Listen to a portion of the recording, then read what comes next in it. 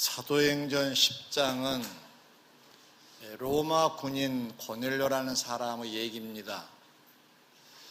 그런데 놀랍게도 이 집에 주님의 제자인 베드로가 방문을 한대요. 가서 무엇을 했는가에 대한 기록인데요.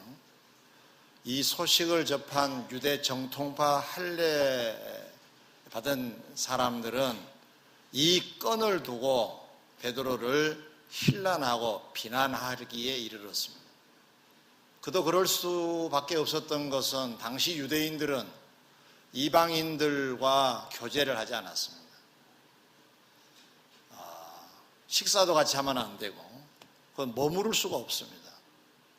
그런데 베드로가 이 집을 찾아간 거거든요. 그러니까 비난받을 만하지요. 당시의 상황으로 보면. 그래서 11장 내용을 보면 베드로가 그들을 상대로 해서 설명을 해요. 사실은 이렇게 된 거다라고 얘기를 하는 중에 거기에 주인공인 고넬료라는 사람에 대한 얘기를 이렇게 합니다. 내가 사실 이 사람을 알기 전에 이미 하나님과 이 사람은 교통이 있었던 사람이다. 그리고 하나님의 선물을 받은 사람이다. 그런데 내가 어떻게 이걸 막을 수 있었느냐. 그렇게 얘기를 하니까 시비를 걸었던 사람들이 다 잠잠해졌다 그랬어요. 여기서 잠깐 짚고 갈 것은 고넬료를 가리키면서 하나님의 선물을 받은 사람이라고 규정하고 있다는 사실입니다. 여러분, 선물을 받아보시고 주기도 하셨을 건데 어느 경우에 선물이라는 게 필요합니까? 상대방을 알 때, 잘할 때, 좋아할 때 인정한다는 얘기죠. 좋아한다는 말은 칭찬한다는 말, 사랑한다는 말로도 바꿀 수도 있겠죠. 그런 경우에 주는 게 선물이잖아요. 근데 이 고넬료는 하나님의 선물을 받았다는 거예요. 아멘.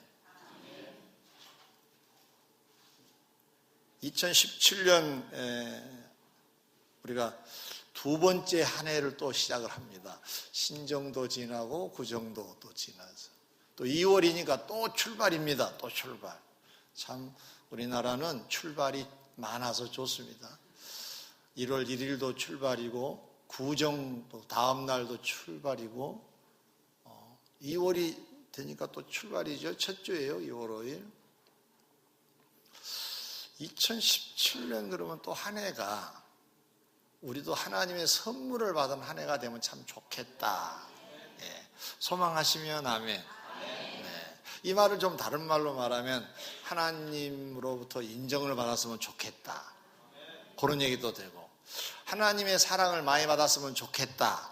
이런 얘기도 되고 이걸 그냥 싸잡아서 얘기를 하면 하나님의 복을 받은 한 해. 아멘. 그런 한 해가 되시기를 먼저 주의 이름으로 축원합니다. 축원합니다. 하나님의 복을 받는 한 해, 하나님의 선물을 받을 수 있는 한 해. 자, 그러면 이제 이 고넬료라고 하는 사람이 도대체 어떤 사람인가? 그의 삶은 어떤 삶이었을까? 신앙과 인격은 어떤 자였을까? 어떤 사람이었길래 하나님이 선물을 챙겨주셨을까? 이것만 연구하면 그렇게 살면 우리도 될 거 아니에요. 그렇게 살면 고넬료처럼 살아서 우리도 하나님의 선물을 많이 받았으면 좋겠습니다. 자, 오늘 세 가지로 나눴습니다. 첫째 하나는 고넬료 그러면 떠오르는 단어가 뭐냐면 기도한 사람이라는 단어가 떠오릅니다. 뭐 한 사람이요? 기도자입니다. 기도자. 사도행전 10장 2절 하반절에 하나님께 항상 기도하더니 그랬어요. 이 사람은 로마 군인이에요. 백부장이라는 말은 중대장급 됩니다. 남자들은 이해하시겠죠? 100명 정도의 부하가 있습니다. 그럼 일이 많아요. 100명 부하를 거느리려고 하면 일이 만만치 않습니다. 예? 또 군대 조직이잖아요. 그리고 여기는 외국입니다. 로마 사람인데 이스라엘에 와 있거든요. 치안을 담당해야 됩니다. 이것저것 간섭도 하고 일이 많아요. 그럼 항상 기도를 했다 쉽지 않았을 건데 좀 오해가 생길 수가 있어요. 그러면 24시간 앉아서 기도만 했나? 그런 건 아닙니다. 그 다음 절 3절 상반절에 보면 답이 하나 나옵니다. 하루는 제 9시쯤 되어 환상을 보게 됐다는 내용이 기록되어 있습니다. 여기에 하루는 제 9시쯤 되었다라고 했는데 이스라엘에 거룩하게 사는 사람들은 옛날부터 언제부터인가는 알 수 없지만 거룩한 습관이 있었는데 하루 3번 정한 기도 시간에 기도하기가 있었습니다. 이 로마 사람 고넬료도 와서 보니까 좋았던지 배운 거예요. 자기 고유의 어떤 전통이나 문화 이런 건 상관이 없는 사람이잖아요, 이 사람은. 그런데 이스라엘의 지금 아름다운 어떤 신앙을 지금 배운 겁니다. 그래서 이 사람도 하루 3번씩 기도한 사람이라는 의미입니다. 자, 그렇다면 이것을 왜 항상이라는 말을 했을까? 여러분, 오늘 교회를 오시기 위해서 여러분의 계획을 잠시 미뤄두거나 아니면 어제 계획을 실천하시거나 둘 중에 하나 아니겠습니까? 이 시간을 남겨놓기 위하여서. 그러면 오늘 정도는 이 교회 예배 드리는 것이 하나의 중심축이 되겠죠. 그러면 오늘 온종일 예배 드렸다 해도 과언이 아닙니다. 왜냐하면 예배를 위하여 다른 것들을 다 조정했거든요. 우리가 가령 새벽 기도를 한다 그러면은 일찍 자자, 뭐 해야 된다, 그런 얘기를 하면서 새벽 기도를 합니다. 그러면 새벽 기도 시간은 매우 짧지만 그 사람은 새벽 기도, 그러면 하루 기도한 사람, 이렇게 표현할 수 있다는 말입니다. 자, 이런 상황에서 볼 때 항상이라고 하는 말이나 하루 3번 기도한다는 말은 사실 같은 말입니다. 그 사람의 중심축이 기도였다는 의미지 24시간 앉아 기도했다는 말은 아닙니다. 이 사람에게 하나님께서는 선물을 주셨다 메시지입니다. 기도자에게 하나님은 선물을 주신다. 따라합시다. 기도자에게 선물을 주신다. 네. 하나님과 교통한 자에게. 자, 이렇게 작정을 하고 기도한 사람들이 어떤 사례가 있는가? 2 사례를 소개해 보겠습니다. 다니엘서에 보면 당시 이스라엘이라는 나라가 기울어져서 바벨론이라고 하는 나라에 소위 먹힙니다. 그래서 바벨론의 사람들이 여기에 있는 물건을 빼앗아 가기도 하고 사람 잡아가기도 하고 그렇게 이 나라를 이제 통치를 하게 됐어요. 그때 이 다니엘이라고 하는 젊은 사람도 바벨론이라고 하는 나라에 잡혀갔습니다. 그런데 이 사람은 귀족이고 왕족 출신이라고 그래서 특별 대우를 그 왕이 해줬습니다. 특별한 교육을 또 실시를 합니다. 왜? 앞으로 정치적으로 이용의 가치가 있다고 생각을 했겠지요. 그래서 이제 그 보직도 받고 일을 하게 됐는데 어느 정도까지 올라갔느냐 하면 총리라고 하는 자리까지 이 다니엘이라는 사람은 올라갔습니다. 그러니까 뭐 대단히 높은 사람이 돼버린 거지요. 자, 바벨론 사람 아닙니다. 유대 남자입니다. 근데 그 나라에서 왕 다음으로 높은 사람이 됐습니다. 그리고 왕이 자꾸 이 사람에게만 사랑을 쏟는 겁니다. 주위에 비슷한 사람들, 참모들이 시기심이 발동이 됐습니다. 그래서 이 다니엘을 없애버리자 해서 계획을 세우는 내용을 이제 얘기를 하게 됐는데 그 내용이 뭐냐면 우리가 나라를 이게 다스리는 나라들이 참 족속들이 민족이 많은데 이 민족들이 각자 신이 있고 각자 부탁하는 사람들이 다 다르기 때문에 나라가 하나가 되지 않습니다. 왕이여 하나로 만들어야 되겠습니다. 이 말로 이제 덫을 놓은 겁니다. 왜냐하면 다니엘은 늘 기도한 자였기 때문에 기도한 자는 없애버립시다. 이렇게 왕에게. 왕이 그래야 대단한 통치자가 될 수 있지 않겠습니까? 이런 말에 현혹이 돼가지고 사인을 하고 말았습니다. 다니엘은 이 사실을 잘 알고 있었습니다. 아, 나를 잡으려고 하는 덫이구나 하는 것도 알았습니다. 알았지만 6장 10절에 가서 보니까 알고 난 다음입니다. 자기 집에 돌아가서는 윗방에 올라가, 아마 자기 집이 2층으로 되어 있었던지 윗방으로 올라갑니다. 여기는 기도실이었던 것 같습니다. 예루살렘으로 향한 창문을 열고 전에 하던 대로 하루 3번씩 무릎을 꿇고 기도하며 그의 하나님께 감사하였더라 그랬어요. 이 장면은 눈물 나는 장면입니다. 왜냐하면 기도를 멈추면 살아요. 근데 기도를 계속하면 죽어요. 사자굴에 넣겠다고 이미 왕이 선포를 했습니다.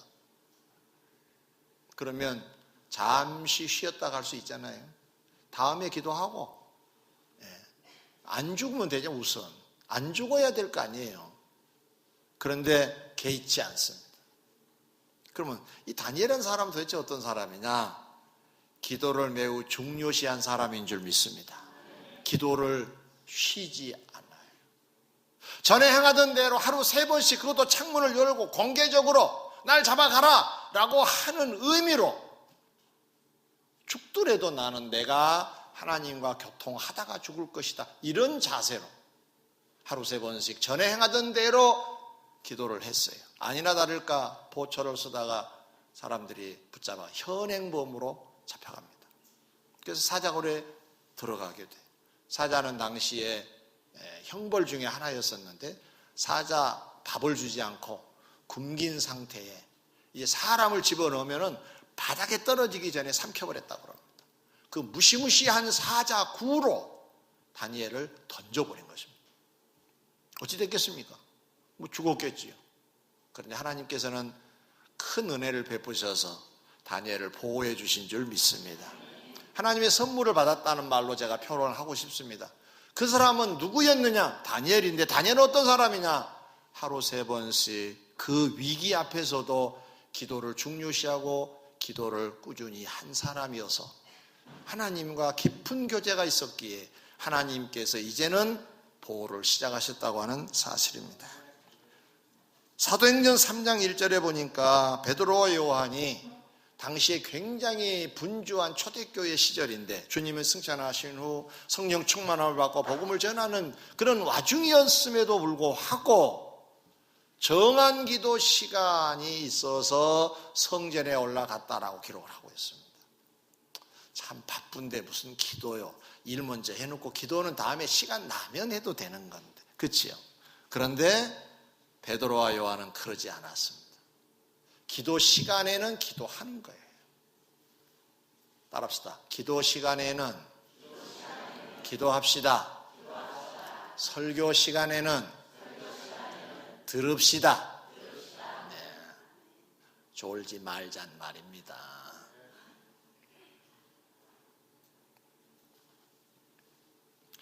그런데 기도 시간이 되어 성전에 들어가는데, 성전 미문이라는 문 앞에 나면서 걸어보지도 못한 앉아있는 사람이 구걸을 하는 거예요. 한 푼 달라고. 없으니까, 가진 건 없지만 있는 것으로 주겠다 하면서 예수 그리스도의 이름으로 걸으라고 명령을 하자 그는 낫게 됐다고 했습니다. 걷게 됐다고 했습니다. 찬송했다고 했습니다. 자, 이런 능력은 도대체 어디서 나온 것일까요?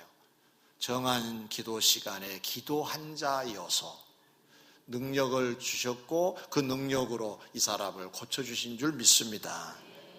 사랑하는 성도 여러분, 2017년 한 해 하나님의 선물을 받기를 정말로 원하시면 크게 한번 아멘. 그러면 기도자가 되셔야 합니다. 하나님과 소통이 이루어질 때 하나님의 입장도 내가 알게 되고 내 입장도 하나님이 아시고, 이렇게 되어야 뭘 주실 거 아니에요. 불통이 되어 있는 상태는 뭘 주시겠습니까? 소통하는 우리가 됐으면 좋겠습니다. 제가 어디서 책에서 본 얘기, 재미난 얘기가 있어서 졸릴까 싶어가지고 재미난 얘기 하나 하고 넘어가겠습니다. 충청도 시골 이발소에서 일어난 얘기예요. 충청도 분들에게 제가 혹시 결례를 한가 잘 모르겠습니다만은 넉넉한 마음으로 이해하고 들으시기 바랍니다. 이 충청도는 말씀들이 길지 않고 짧다고 그래요. 괜찮습니다 하는 말은 되슈 그렇게 하겠네요. 그렇게 하나 잘 모르겠습니다만. 네. 이발소에 있는 시골 아저씨가 미국인이 이발소에 들어오자 와슈 그랬대요. 오셔서 반갑습니다 그런 말이죠. 와슈. 미국인은 이 말을 알 리가 없죠. 이 사람이 꽤 영어를 하네. 그리고 영어로 알아들었다는 겁니다. 영어 중에 what see you라고 하는 단어가 있는데 두라는 조동사만 넣으면 완벽한 문장이 되는데 미국 사람이 시골이니까 막 그 정도는 뺐겠지 하면서 생각한 게 당신은 지금 뭘 보고 있습니까? 라고 미국 사람은 이해를 한 거예요. 와슈를 오셨습니까? 인사로 보지 않고 뭘 보고 계십니까? CU니까 당신은 뭘 보고 계십니까? 라고 묻는 것으로 알고 답을 합니다. 둘러보니까 큰 거울이 하나 있더래요. 그 거울을 영어로 미러라 그러잖아요. 미러 그랬대요. 그랬더니 졸지에 시골 이발소 아저씨가 바리깡을 가져와서 확 밀어. 잠 좀 깼나 모르겠어요. 뭐 이런 메시지 아닐까요? 소통이 안 되면 고통이 따른다. 손해가 온다. 인간과 인간의 관계도 소통이 잘 되면 평안이 와요. 그런데 아내 마음도 못 읽은 남편 마음을 못 읽은 아내는 불통할 수밖에 없습니다. 그럼 힘이 들어집니다. 부자의 관계도 그렇다고 봅니다. 하나님과 우리의 관계는 두말할 것 없습니다. 소통이 안 되면 우리가 고통을 받아요. 소통합시다. 하나님께 늘 기도한 자로 사세요. 하나님의 마음을 헤아리시고 여러분의 입장을 하나님이 아실 수 있도록 늘 아뢰세요. 소통이 있을 때 선물이 주어졌습니다. 고넬료는 어떤 사람이냐? 하나님과 늘 소통한 기도자였습니다. 그 결과 선물을 받았다고 합니다. 그런 해가 되시기를 주의 이름으로 축원합니다.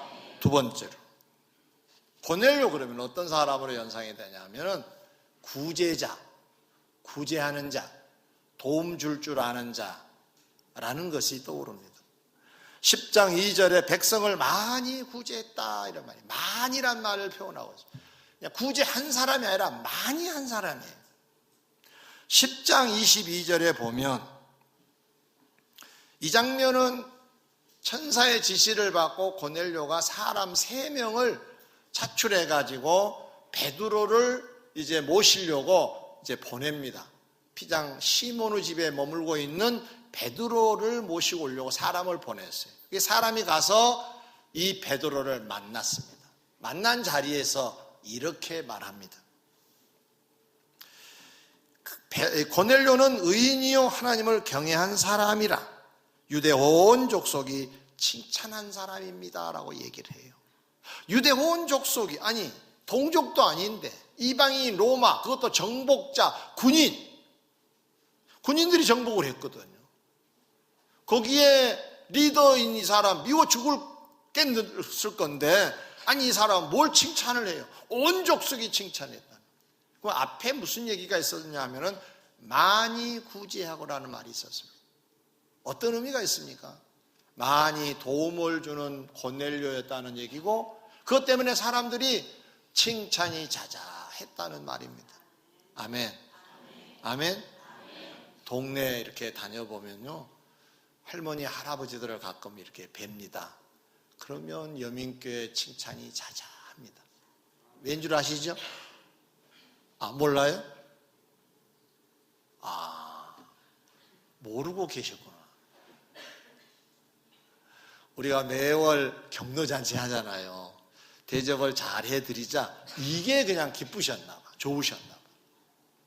그래서 연민교회는 참 좋은 교회라고, 저 만나면 더 칭찬 또 하십니다. 사람들끼리도 그런 칭찬을 하신다는 얘기도 들었습니다. 뭔가 전달된 게 없는데 칭찬하시겠어요? 예. 내가 알지도 못하는데 무슨 칭찬을 하겠습니까? 고넬료를 온 유대 족속이 칭찬을 했다는 말은 무슨 말일까요? 얼마나 많은 사람들에게 도움을 줬겠느냐는 말입니다. 구제한 사람. 하나님께서는 이 사람에게 선물을 주셨다는 메시지인데, 그러면 우리에게 주시는 의미의 말씀이 뭐겠습니까? 남을 도울 줄 아는 인격과 신앙을 가져라는 메시지예요. 하나님은 그걸 기뻐하세요. 사람을 사랑하는 것을 기뻐하세요. 따라합시다. 사랑합니다. 옆 사람에게 사랑합니다. 사랑합니다. 당신은 소중한 사람입니다. 이런 사랑을 실천하는 사람들을 기뻐하세요. 특별히 어려운 사람들에게 도움을 주는 사람을 눈여겨보세요. 누가복음 7장에 보면 여기는 다른 백부장이 나옵니다. 고넬료 말고 다른 백부장입니다. 이 사람 집에 환자가 한 명 있었습니다. 이 병자를 고치려고 하는데 예수님 소문을 들었어요. 그래서 예수님을 만나고 싶은데 용기가 나지 않아요. 왜냐하면 나는 로마 사람이거든요. 로마가 이스라엘을 괴롭히고 있는 거거든요. 로마 대제국 해가지고 이스라엘을 이렇게 잡고 있었거든요. 세금도 자기들이 걸어가고 치안도 담당을 하니까 소위 억압하고 있는 그런 분위기니까 이 사람이 양심이 있었던지 예수님을 만나러 가지를 못합니다. 마음은 간절한데. 그래서 궁리한 게 가깝게 지내는, 이 구제하면서 가깝게 지냈던 유대 사람들 중에 어른들, 성경에는 장로들이라고 표현되어 있어요. 지방 유지들, 그 사람들하고도 긴밀한 관계를 가졌었던지 이 사람들에게 부탁을 합니다. 장로님들, 저 대신 예수님을 좀 만나주세요.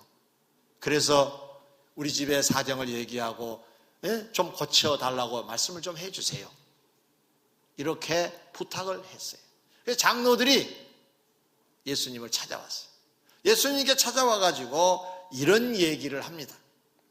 예수님, 이 사람을 도와주는 것은 합당한 일이라고 생각합니다.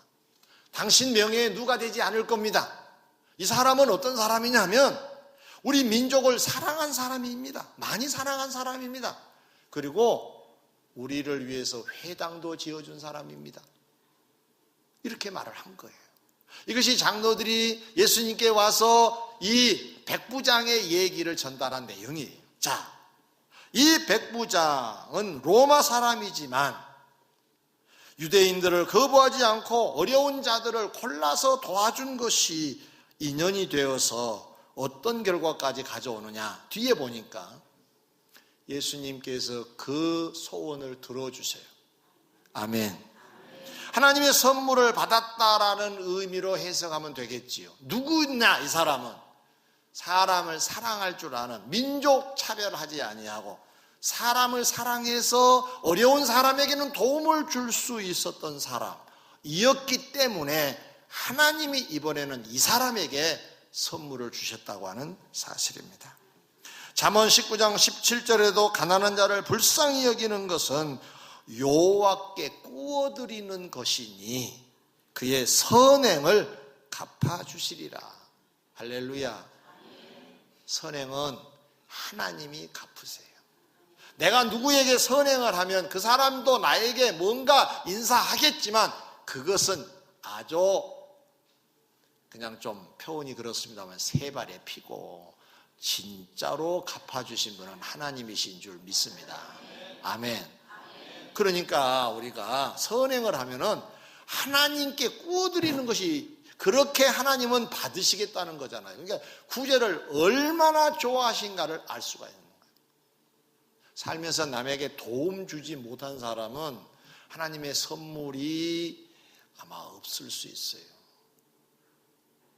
선물을 남은 사람에게 줄 수 있을 때 내 선물을 내가 받을 수 있다는 것입니다. 성도 여러분, 2017년 하나님께 선물을 받고자 하는 자들은 먼저 우리가 어려운 자들에게 선물을 줄 아는 자가 되어야 될 줄 믿습니다. 따라합시다. 선물 주면 선물 받는다. 네. 사람, 어려운 사람입니다. 여기서 말씀드리는 선물이란 꼭 물질을 말한 건 아닙니다. 마음이 공허한 자에게 따뜻한 말 한마디가 선물입니다. 외로운 사람 같이 있어주는 것도 선물입니다. 아멘. 사람이 선물입니다. 누군가가 필요하다면 얼굴 잘 보여주세요. 선물이 될 것입니다. 특별히 자녀 여러분, 부모 앞에 늘 얼굴을 드러내세요. 네. 와슈 가슈 하세요. 네, 그러시면 네. 선물이 될 겁니다. 자식 얼굴 보는 것도 큰 위로가 되고 힘이 날 수 있습니다. 서로 그런 선물이라고 하는 것은 필요한 걸 공급하는 거니까 꼭 물질만 필요한 건 아니잖아요. 영적으로 필요할 수도 있는 거죠.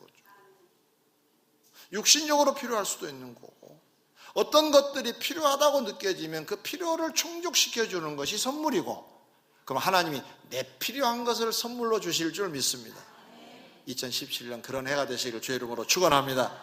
세 번째 마지막입니다. 고넬료는 어떤 사람이냐? 하나님의 말씀을 중요시 여기고 사모한 자로 살았습니다. 사도행전 10장 24절 이하에 보면 하나님의 말씀을 전할 베드로가 이 집에 도착을 합니다. 그래서 가보니까 자기 식구들 다 나와 있고, 그리고 친척들까지 다 오라 그래서 대기시켜놓고, 가까운 친구들까지 대기를 시켜놓고 있습니다. 집안 가득 채워졌습니다. 거기에서 고넬료가 베드로를 향하여서 하는 영접하는 태도가 매우 놀랍습니다. 어떻게 했느냐? 성경에 보니까 발 앞에 엎드려 절했다 그랬어요. 발 앞에 엎드려서 절했다. 그러다 다음에 베드로 반응이 뭡니까? 일어나라. 나도 사람이다. 이건 안 된다. 이 말은 이 고넬료가 어떤 절을 했는가를 엿볼 수가 있습니다. 당시의 이 절은 신께나 하는 절이에요. 완전히 바닥을 배로 까는 절입니다. 그러니까 하나님 앞에 완벽하게 드린다는 의미로 그 절을 했는데, 이 절을 베드로 앞에서 하는 겁니다. 그러니까 베드로가 얼마나 놀랬겠습니까? 이건 하나님이 받으실 절인데 나에게 한다 그래가지고 말리는 장면이 나옵니다. 그 다음에 33절에 보니까 내가 곧 당신에게 사람을 보내었는데 오셨으니 잘하였나이다. 이제 우리는 주께서 당신에게 명하신 모든 것을 듣고자 하여 다 하나님 앞에 있습니다 라고 고백한 것을 볼 수가 있습니다. 이 말들을 좀 이렇게 정리를 하면, 모인 것이나 절한 것이나 당신을 통해서 하나님의 말씀을 듣고자 합니다라고 하는 것들은 다 어떤 의미를 갖고 있느냐? 굉장히 말씀 듣기를 사모했다는 말고, 그 다음에 중요시하고 있다는 사실을 보여주고 있는 것입니다. 바로 이러한 이 고넬료에게 하나님께서는 선물을 주신 줄 믿습니다. 사도행전 17장에 보니까 사도 바울 일행이 베레아라고 하는 마을로 가서 복음을 전합니다. 그런데 이 사람들은 하나님의 말씀을 간절히 사모했다 그랬어요. 그리고 성경 말씀을 들으면 그런가 하고 묵상하고 상고했다고 되어 있습니다. 사모함과 상고함, 하나님의 말씀을 중요시하고 사모했다는 고넬료하고 맥이 같습니다. 그 결과 어떤 일이 벌어졌느냐? 이 성에, 이 마을에 믿는 자가 많아졌다고 성경은 묘사하고 있습니다. 하나님의 말씀을 건성으로 보고 듣지 않았다는 겁니다. 여러분, 졸면서 설교를 듣게 되면 들어진 게 없습니다. 본인은 위안 받을란가 모릅니다. 나 교회 가서 예배 참석했어.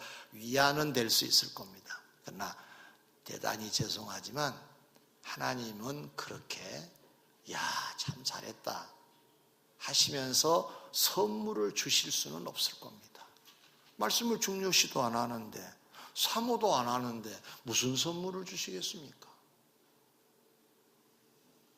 하나님의 선물을 기대하시면 아멘.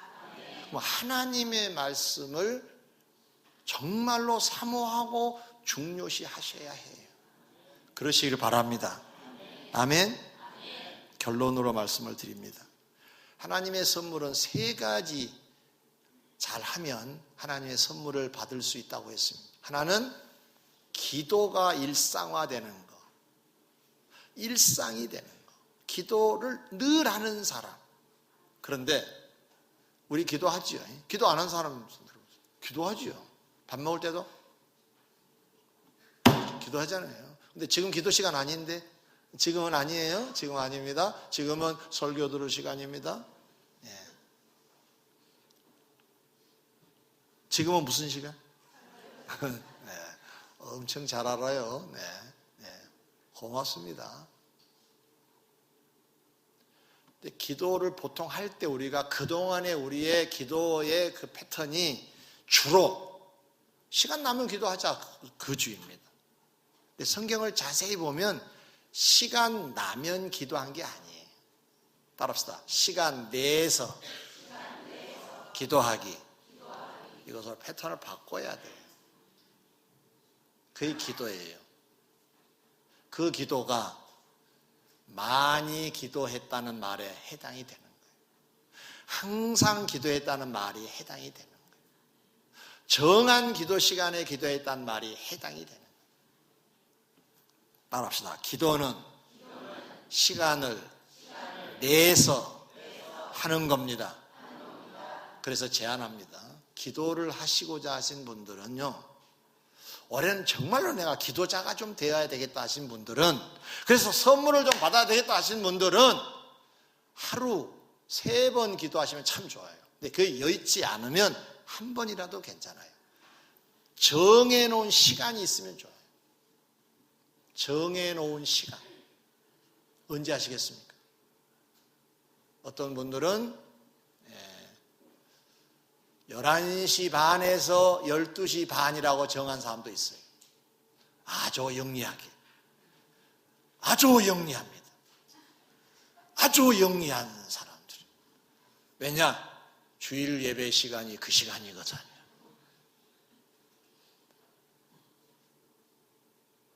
그렇게 머리 쓰면 안 됩니다. 어려운 시간이라도 정말로 주님께 내 하루를 말씀드리고 주님께 내가 어떤 제시를 받는 시간을 좀 정말로 한번 가져봐야 되겠다 하시는 분들은 아침에 일어나서 첫 시간을 드리든 저녁에 잘 때 마지막 시간을 드리든 시간을 정해놓고 하셔야 돼요. 연속곡 보다가도 기도 시간인데 할 수 있는 열의가 있을 때 기도자라고 말할 수가 있다. 답시다. 기도는 시간을 내서 해야 합니다. 둘째로 구제는요, 보통 누군가가 요청을 하면 하기도 해요. 또 어떤 공동체에서 하자고 하면 해지기도 합니다. 근데 이것은 진정한 의미의 구제라고 할 수는 없어요. 어떤 게 구제냐? 찾아서 하는 게 구제입니다. 달라고 해서 하는 구제는 구제의 의미를 사실은 상실한 겁니다. 물론 구제지요, 구제도. 그러나 둘러보면 어려운 사람이 있습니다. 사람을 찾아서 하는 것이 진짜로 좋은 구제라는 사실입니다. 아까 제가 구제 말씀드렸죠? 어려운 사람 얘기인데 어려움은 꼭 돈만 없어서 어려움을 당하고 있다라고 하지 않습니다. 몸이 아픈 자도 어려운 자입니다. 외로운 자도 어려운 자입니다. 슬픈 일을 만난 자도 어려운 자입니다. 도움이 필요합니다. 다양하게 표현을 씁시다. 이런 사람에게 구제하는 거예요. 도움을 주자는 말입니다. 그런데 여러분 한번 상상해 보세요. 여러분이 저에게 5만 원만 좀 주세요 그랬어요. 근데 제가 줬어요. 고맙습니다라고 하는 얘기를 할 거예요. 한 번 할 거야. 왔습니다. 근데 분명히 5만 원이 필요할 것 같아. 내가 그래서 찾아가서 5만 원을 줬어요. 그러면 절대로 고맙습니다 한 번 하고 끝나지 않아요. 몇 번 할까요? 한 서너 번은 하겠지. 정말로 고맙습니다. 정말로 감사합니다. 눈물도 날 수도 있겠지요. 하나님은 어떤 걸 더 원하실까요?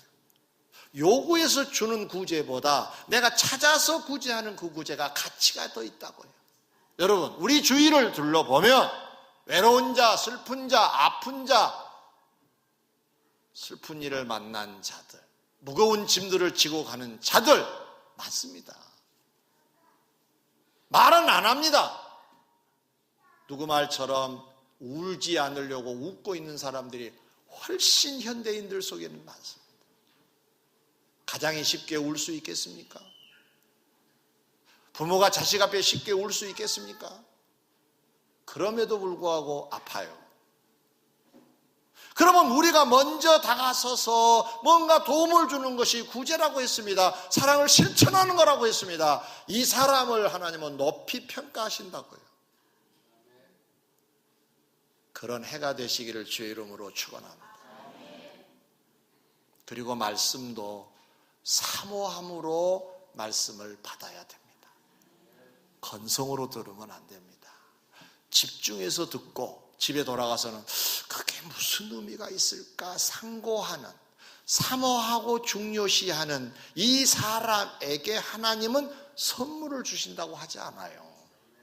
그럼 그렇게 해 보셔야 되지 않겠습니까? 아멘.